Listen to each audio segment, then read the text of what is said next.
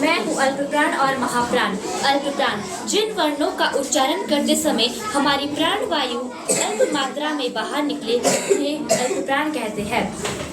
इसमें हर वर्ण का पहला, तीसरा और पांचवा अक्षर आता है। महाप्राण जिन वर्णों का उच्चारण करते समय हमारी प्राण वायु ज्यादा मात्रा में बाहर निकले उन्हें महाप्राण कहते हैं। इसमें हर वर्ण का दूसरा और चौथा अक्षर आता है। मैं हूँ विशेषण। विशेषण वो शब्द है जो संज्ञा और सर्वनाम की विशेषता बताते हैं। मेरे 4 भेद हैं। मैं हूँ सर्वनाम। संज्ञा के स्थान पर प्रयुक्त होने वाले शब्द सर्वनाम कहलाते हैं, जैसे मैं, हम इत्यादि। मेरे 6 भेद हैं। मैं हूँ स्थान। कर्ण, कंठ, तालु, मूर्धा, तंत, ओष्ठ। अघोष और सघोष।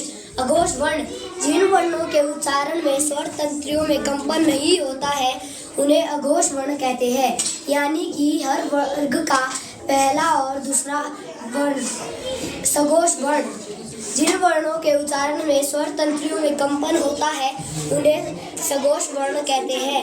यानी कि हर वर्ग का तीसरा, चौथा, पांचवा अक्षर।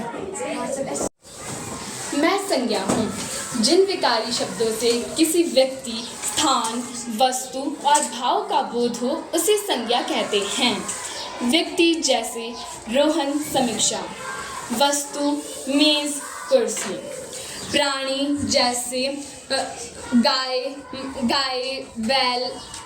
स्थान हरिपुर, धार, सोलन। भाव दया, प्रेम। मेरे 5 भेद हैं।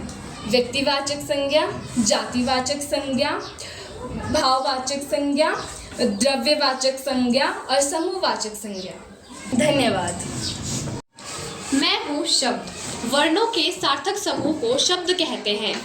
मेरे 4 भेद हैं। रचना के आधार पर, उत्पत्ति के आधार पर, प्रयोग के आधार पर और अर्थ के आधार पर। रचना के आधार पर मेरे 3 भेद हैं। रूढ़ शब्द, यौगिक शब्द और योग रूढ़ शब्द। उत्पत्ति के आधार पर मेरे 4 भेद हैं।